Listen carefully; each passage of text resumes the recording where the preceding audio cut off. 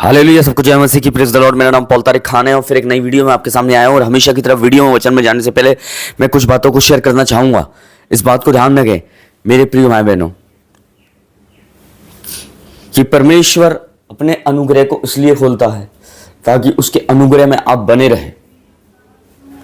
परमेश्वर असली अपने अनुग्रह को नहीं बेचता ताकि आप उसके अनुग्रह से दूर हो जाएं। परमेश्वर अपने अनुग्रह को इसलिए बेचता है कि उसके अनुग्रह में आप बने रहें। उसने कहा जो मुझ में बना रहता है मैं उसमें बना रहता हूं। मेरे प्रिय भाई बहनों, आज का थंबनेल टाइटल देख के समझ गए होंगे किस टॉपिक विषय के बारे में बात कर रहा हूं। वो टॉपिक और विषय है मेरे प्रिय भाई बहनों कि खाने पीने की चीजों के बारे में। कि जब कोई सरदूत आता था मेरे प्रिय बहनों, तो कोई भी नबी या होता था या न्यायी होता था तो तुरंत उससे उसके लिए बछड़ा काटता था, तुरंत उसके लिए रोटियों को परोसता था, तुरंत उसके लिए मक्खन को परोसता था। पर मेरे प्रियानो, इन चीज़ों को परोसने का मतलब क्या था? मेरे प्रियानो, आज ही इस वचन से सीखेंगे और टॉपिक विषय है मक्खन के ऊपर। मेरे प्रियानो, अगर हम पढ़ते हैं उत्पत्ति 18 अध्याय उसका 8वां वचन, तो मेरे प्रियानो वहाँ लिखा हुआ इस प्रकार हम पढ़ते हैं कि तब उसने दूध दही बछड़ा मक्खन और पकाया उसके सामने जो वो खा रहे थे, तो उसके वश के नीचे तो उनके वश के नीचे खड़ा था मक्खन दूध बछड़ा जो उसने पकाया।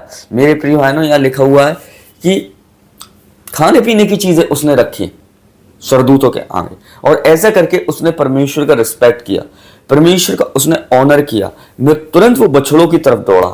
मेरे प्रिय भाई बहनों, तुरंत वो परमेश्वर को रिस्पेक्ट करने के लिए दौड़ा। ये चीज परमेश्वर को रिस्पेक्ट करने में दिखाती है मेरे प्रिय बहनों, कि जब आप उसके लिए कुछ बेहतर करने की कोशिश करते हो, जब आप उसके लिए एफर्ट्स लगाने की कोशिश करते हो, कि देखिए कि वो मक्खन बछड़ा और दही रोटी का इंतजाम करने के लिए वो दौड़ा कि वो जो सरदूत आए थे वो उन्हें खिला सके। मेरे बहनों, पर परमेश्वर को, खुदा के लोग सरदूतों को खाने पीने की जरूरत नहीं है। मेरे प्रियानो, उसका सबसे बड़ा रिस्पेक्ट करना यह है कि उसके पास बैठना, उसका सबसे बड़ा रिस्पेक्ट ये है कि उससे प्रार्थना करना, उसका सबसे बड़ा रिस्पेक्ट ये है, ये मेरे प्रियानो, उसको आत्मिक समर्पण करना। तो मेरे प्रियानो, और ये आत्मिक समर्पण कैसे दिखा रहा था? मेरे प्रियानो, ये आत्मिक समर्पण प्रार्थनाओं के द्वारा दिखा रहा था। ये आत्मिक समर्पण अब्राहम आराधना के द्वारा दिखा रहा था। मेरे प्रियनों, कि उन दिनों में सारा बांस थी और सारा मेरे प्रियनों बांस थी, उसकी कोख नहीं खुली थी। तो उसकी कोख खोलने के लिए उन लोग एक सुसमाचार लाए सरदूत कि उसकी परमेश्वर उसे एक बेटा देगा। और जैसे ही उसने सरदूतों का रिस्पेक्ट किया, परमेश्वर का सबसे पहले उसने रिस्पेक्ट किया, तो परमेश्वर ने सारा की कोख को खोला। अब रिस्पेक्ट उसने किस चीज से किया? मेरे प्रिय बहनों, रिस्पेक्ट उसने प्रार्थनाओं से भी किया, रिस्पेक्ट उसने आराधनाओं से भी किया, रिस्पेक्ट उसने विश्वास करने से भी किया, रिस्पेक्ट उसने उनके खाने पीने की चीज़ों का इंतजाम करने से भी किया। मेरे प्यारों, पर परमेश्वर को खाने पीने की चीज़ों का नहीं चाहिए। उसके घर में बहुत चीज़ों की रिस्टोर है, उसे भूख नहीं लगती है। मेरे प्यारों, इस बात को ध्यान रखना, भूख इंसान को लगती है, परमेश्वर को नहीं लगती। पर मेरे प्यारों, उसने फिर भी खाने पीने का चीज़ों से उसका रिस्पेक्ट किया। हालेलुया, ये एक सबसे अच्छी बात है कि अब्राहम परमेश्वर का ऑनर करना जानता था।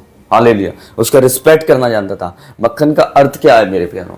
मक्खन क्या है? रोटियों पे लगाया जाता है। मक्खन क्या है मेरे बहनों? रोटी पे लगा के इसलिए लगाया था कि मक्खन में ताकत होती है, दूध में ताकत होती है। मेरे प्रिय भाई बहनों, बछड़े में ताकत होती है, मीट गोश्त में ताकत होती है। उस मेरे प्रिय बहनों, ये तो शरीर की ताकत की बात हो गई, पर मैं आपको बताना चाह रहा हूँ, हालेलुया, ये तो शरीर की ताकत की बात हो गई, पर आत्मा की ताकत के लिए वचन चाहिए मेरे बहनों। जो एक मक्खन से भी ज्यादा ताकतवर है, वो एक दूध से भी ज्यादा ताकतवर है, वो एक घी से भी ज्यादा ताकतवर है, वो एक बछड़े से भी ज्यादा ताकतवर है, वो एक मीट से भी ज्यादा ताकतवर है। वो है परमेश्वर का वचन मेरे प्रियानो, जो हमारी आत्मा को तगड़ा करता है, जो हमारी आत्मा को मजबूत करता है, जो हमारी आत्मा को हरा भरा करता है, जो हमारी प्रार्थनाओं को मजबूत करता है, जो हमें प्रार्थना करना सिखाता है। हमें आज इन दिनों में वचन की जरूरत है, इन दिनों में पवित्र आत्मा की जरूरत है मेरे प्रियानो। हालेलुया, दूध दही घी मक्खन की जरूरत नहीं है हमें, हालेलुया, ना सरदूतों को जरूरत है हमारे मेरे प्रियानो। ये बस जिस्म को, ये तो चीजों की जरूरत जिस्म को है, पर आत्मा से ये चीजें मजबूत नहीं होंगी, आत्मा से ये चीजें भरपूर नहीं होंगी, आत्मा से ये चीजें तगड़ी नहीं होंगी। आत्मा को तगड़ा करने के लिए आत्मिक वचन की जरूरत है, परमेश्वर के वचन की। इस बात को ध्यान रखें मेरे प्रिय भाई बहनों। तो मैं विश्वास करता हूं इस वचन के द्वारा परमेश्वर आपको आशीष दे। और फिर एक नई वीडियो में मेरे बहनों हम बहुत जल्दी मिलेंगे। मेरे बहनों, समझ गए होंगे कि मक्खन का क्या अर्थ है। मक्खन ताकत के लिए होता है मेरे प्रिय बहनों, पर असली वचन का मक्खन जब आपके अंदर जाएगा तो इस बात को ध्यान रखना, आपकी आत्मा को जोरावर करेगा। इस बात को ध्यान रखें। तो सबको जय मसीह की, प्रेज़ द लॉर्ड। प्रभु आपको आशीष दे। जय मसीह की, हालेलुया।